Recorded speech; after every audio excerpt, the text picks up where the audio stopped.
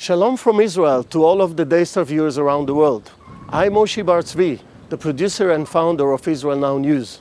We at Israel Now News are dedicated to bringing you the full story and the truth about Israel from Israel. It's written in the Holy Bible when David said in Psalm 25:5, "Lead me in your truth and teach me, for you are the God of my salvation. For you I wait all the day long." And God says in Zechariah 8:16, "These are the things that you shall do. Speak out the truth to one another.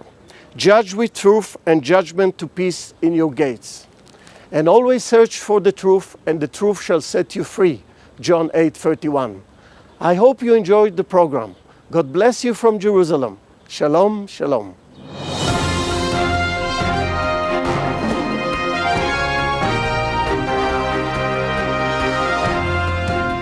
Welcome to Israel Now News. I'm Yochanan El Rome. And I'm Erin Viner. In our top story, Israelis are again coping with a renewed series of attacks by Palestinian terrorists.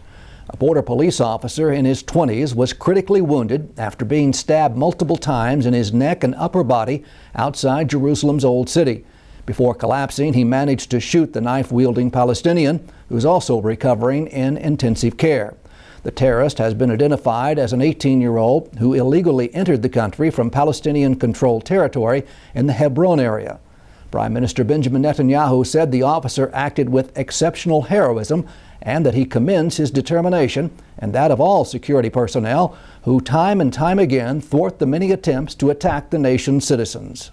Just 48 hours earlier, a 25-year-old hiker named Danny Gonen was murdered in cold blood when he was shot 10 times at point-blank range in the biblical Jewish heartland near Dolev. His friend Netanel Haddad was also wounded but survived the attack. The Palestinian gunman opened fire after he'd waved down the victim's vehicle to ask for help.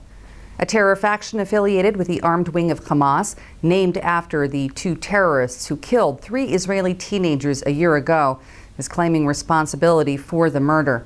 The Prime Minister vowed to continue the fight against terror with all available means and again cautioned the public to remain vigilant. Prime Minister Netanyahu held talks with French Foreign Minister Laurent Fabius during his recent regional mission.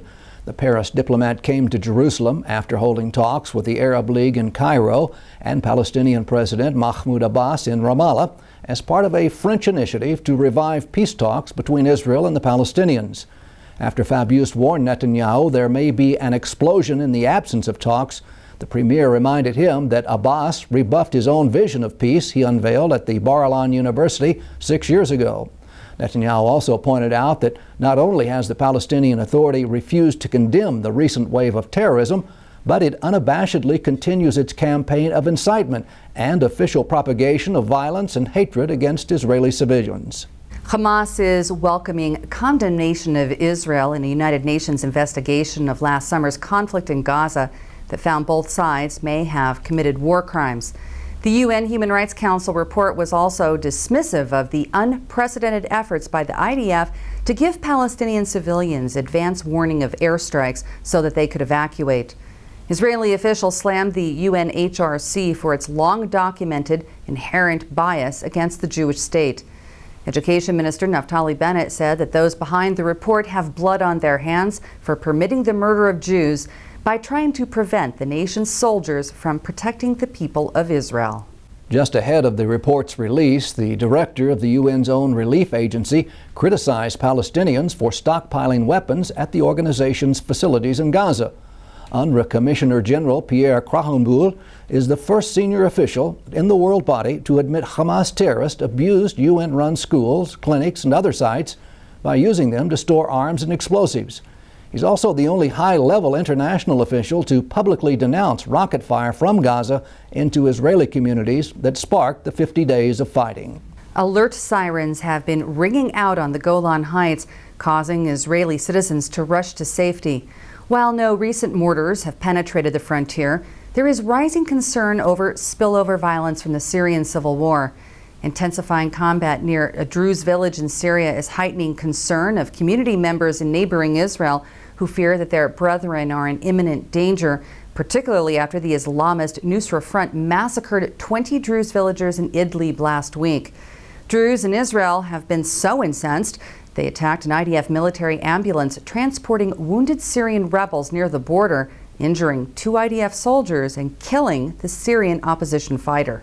Humanitarian personnel working in Syria told a congressional panel that civilians are being terrorized by weaponized chlorine used against them by the government army.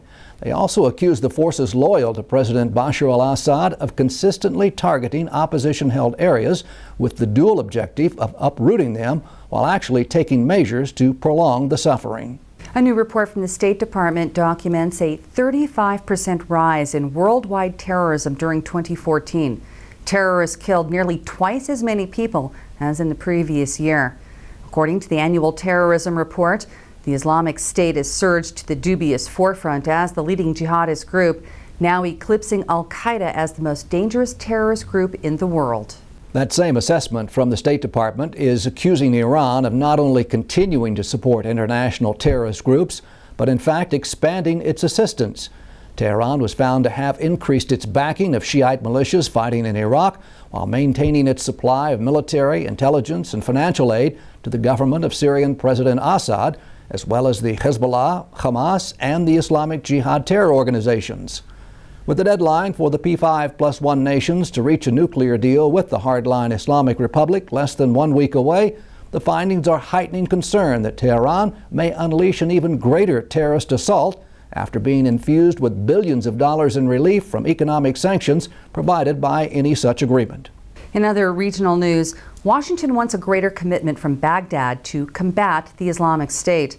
U.S. Defense Secretary Ashton Carter expressed deep unhappiness over Iraq's failure to supply enough soldiers to the American contingent in the country, who say that less than a third of the 24,000 Iraqi security forces that they were hoping to train by this fall have turned up. U.S. President Barack Obama has been facing mounting pressure to do more to halt ISIS momentum since its seizure of Ramadi last month. The onslaught has further exposed weakness of Iraq's mainly Shiite forces to combat the Sunni Islamist extremists. It's also raising doubt over the ability of the Shiite-led government to overcome sectarian divisions in the region, which have helped to fuel the expansion of the Islamic State. Academy Award-winning actor Michael Douglas has been presented with the 2nd annual Genesis Prize in Jerusalem, given in recognition of his great contribution to Jewish culture around the world. Prime Minister Netanyahu personally awarded the honor to Douglas during a special gala event hosted by comedian Jay Leno. Douglas was accompanied to the Holy Land by his actress wife, Catherine Zeta-Jones, and their 2 children. He also participated in a panel discussion about regional peace with former Israeli President Shimon Peres, where he voiced his concern over the prospect of a nuclear-armed Iran, as well as Palestinian-led efforts to isolate and damage Israel economically. Former New York Yankees pitcher Mariano Rivera just wrapped up his very first visit to Israel. The 45-year-old one-time World Series champion said that he put in a prayer for his former teammates while in the Holy Land, and that as a deeply religious man of faith, he was overwhelmed by what he experienced during his private visit. 19 members of the Pro Football Hall of Fame also touched down in Israel, led by New England Patriots owner Robert Kraft. Their week of festivities included meetings with senior government officials, including the Prime Minister, as well as scrimmages with the Israel Football League.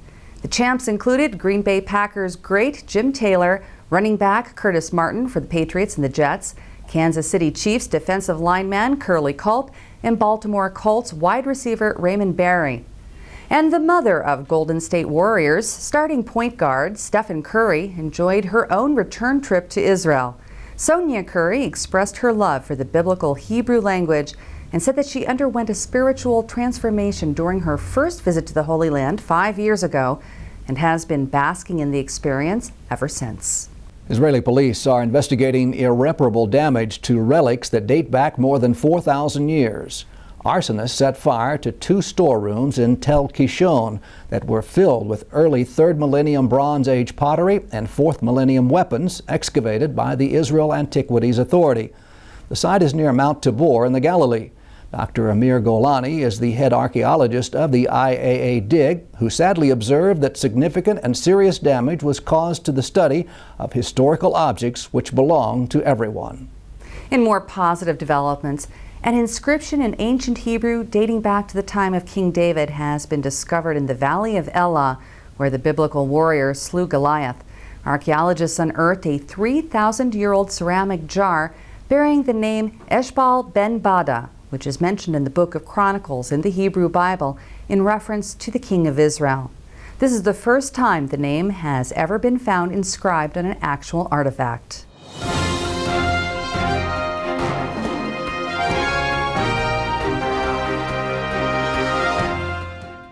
And that concludes the news portion of our show. Stay tuned for Ask the Source with Josh Reinstein.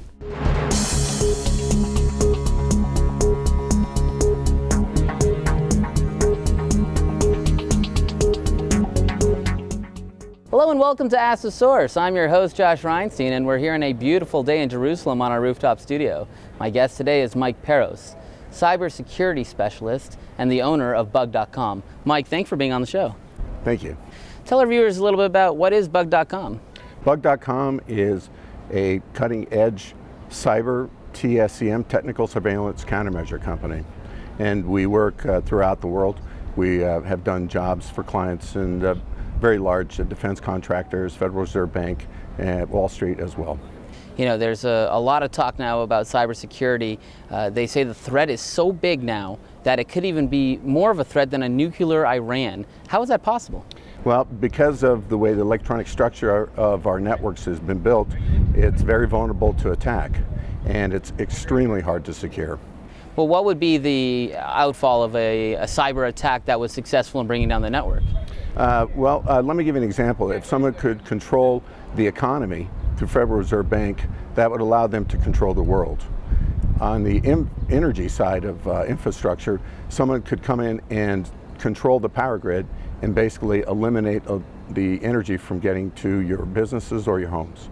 Well, we have reports here in Israel that Iran is spending more money and more time on cyber attacks than any country in the world. How big a threat is that?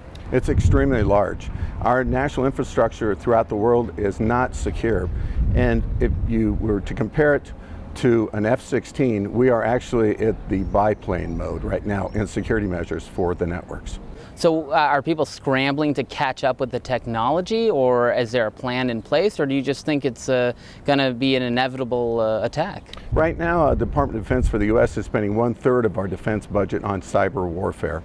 We're definitely behind the curve on the success of stopping these attacks.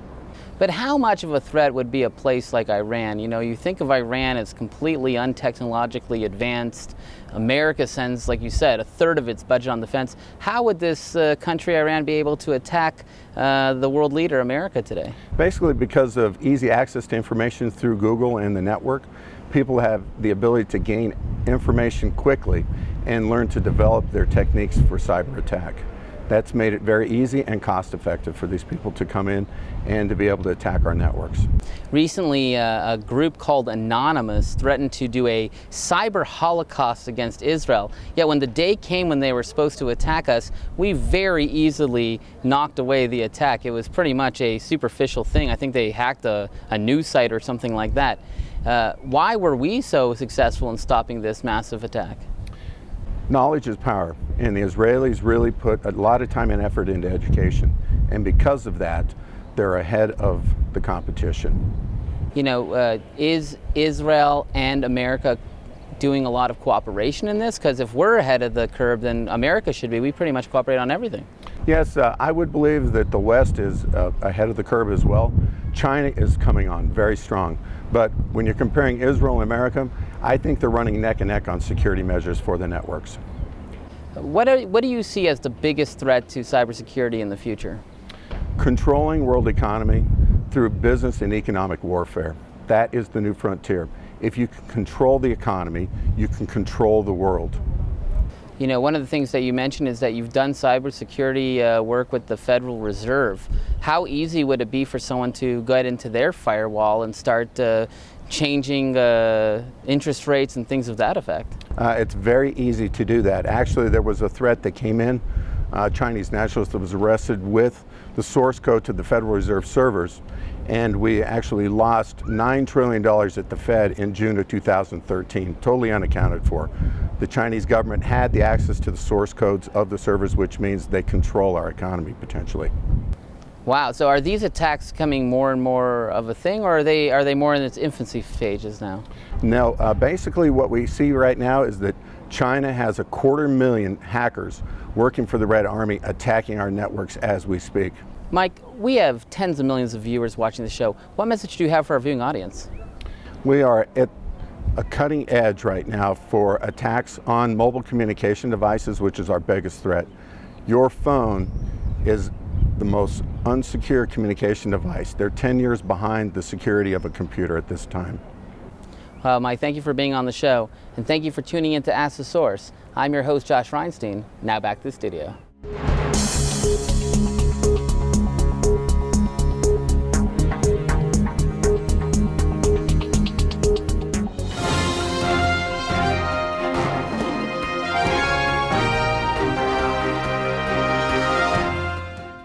Up next, shining light from Israel.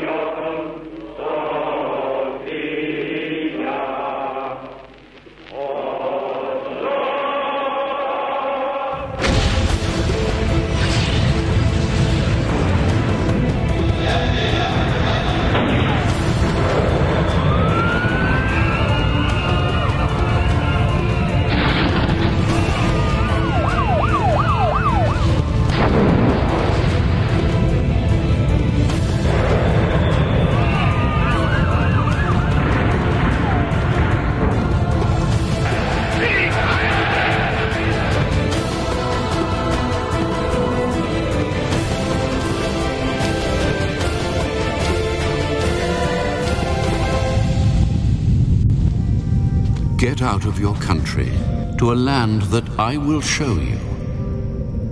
I will make you a great nation, and in you all the families of the earth shall be blessed.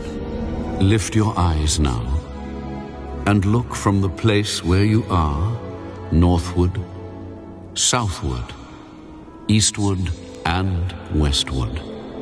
For all the land which you see, I give to you and your descendants forever.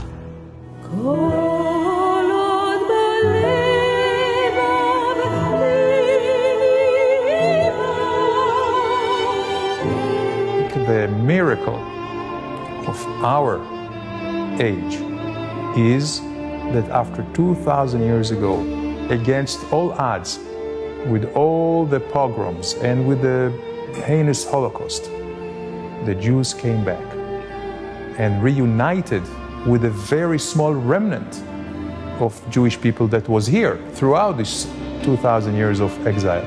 And I think the miracle is that it is all authorized and it is all written in the Bible.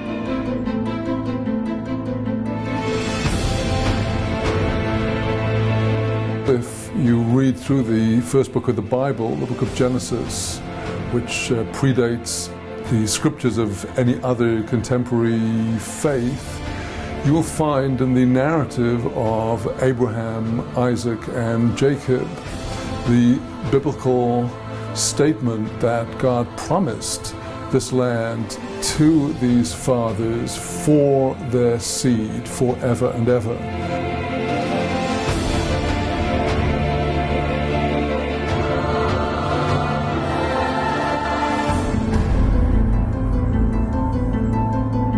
Here we are standing in the city of David, outside the walls of the old city.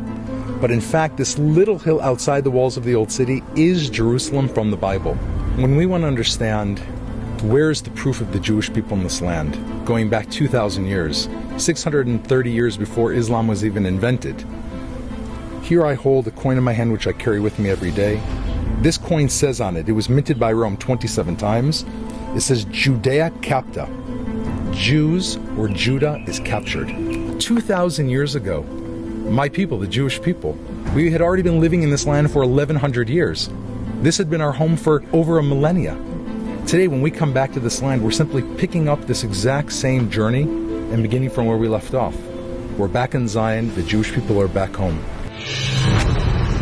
Jerusalem was taken in the second year of Vespasian's reign. Titus had taken the city 1,179 years after King David. He ordered the entire city and the temple smashed to the ground, leaving only the tallest of the towers standing and part of the western wall to show posterity the strong defenses which had yielded to the Romans. Flavius Josephus.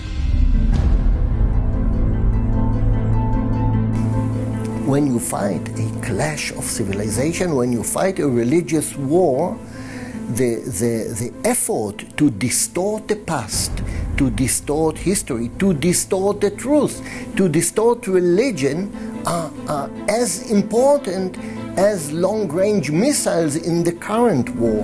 Therefore, the temple, according to the Palestinians, never stood on Temple Mount. The Israel kingdom never was here. King David wasn't here. Everything started with the Muslim and will end with the Muslim. All the rest is not history, not existent. This right that the Jews have to the land of Israel is founded not only in historical rights of the Jewish people to the land of Israel, that we are the only people who ever had a sovereign state here, ever, but also in international law.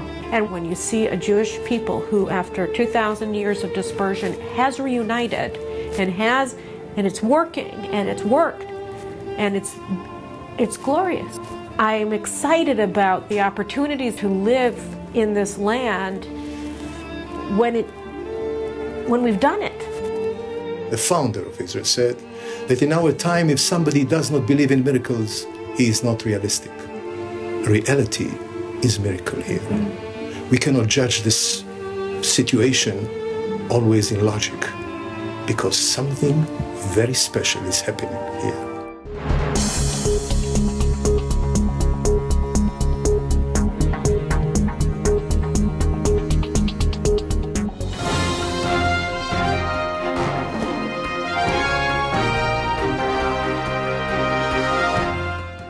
Please stay tuned for the ICEJ report from the International Christian Embassy, Jerusalem.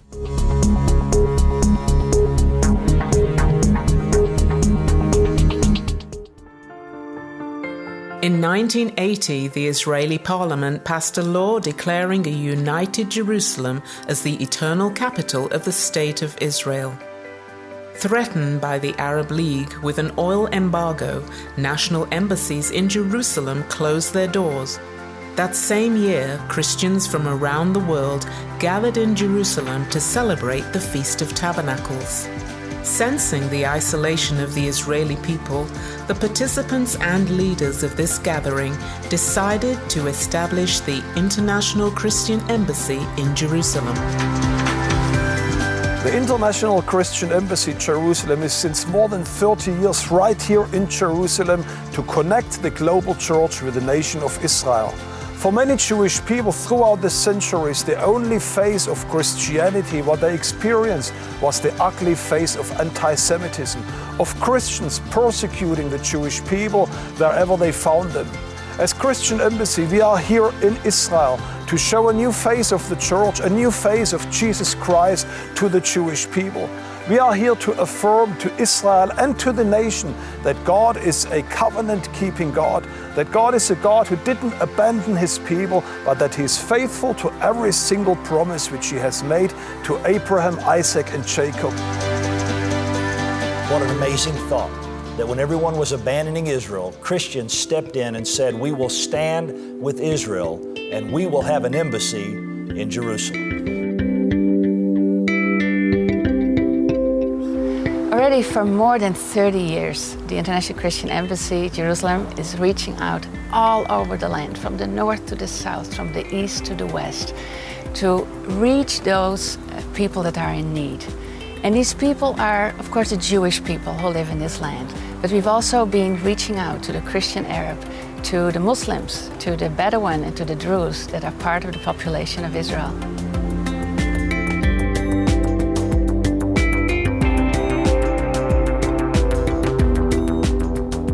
Our vision is to build relationships, to foster reconciliation, and to reach out with God's love by responding to the social needs that come across our desk every single day. Through the projects that we do, we hope to provide a better future for the people of Israel and to reach out with hope to those who need it most. With representation in more than 80 countries around the globe, the ICEJ is actively working to be the connection of the Christian church worldwide to Israel.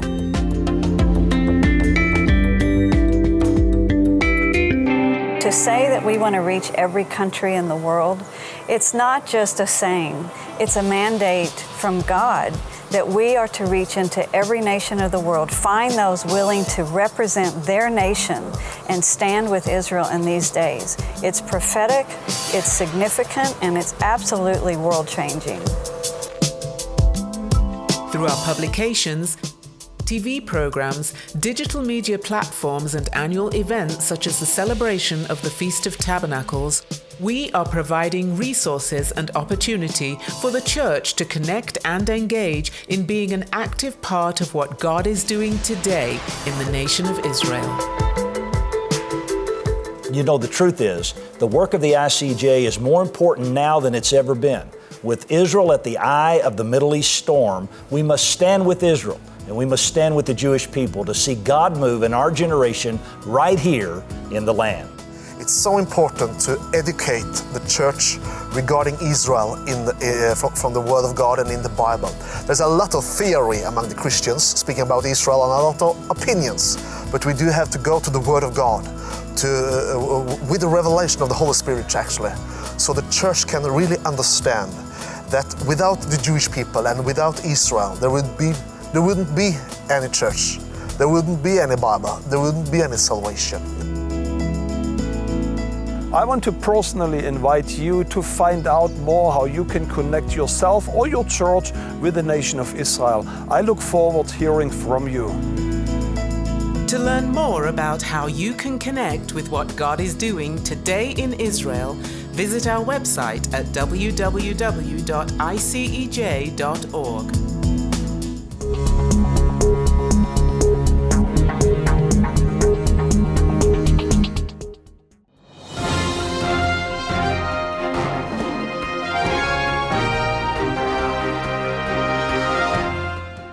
That's all for this edition of Israel Now News. I'm Yochanan El-Rom. And I'm Erin Viner, reporting from our studio in Jerusalem. Please join us again next week for all of your Israel updates.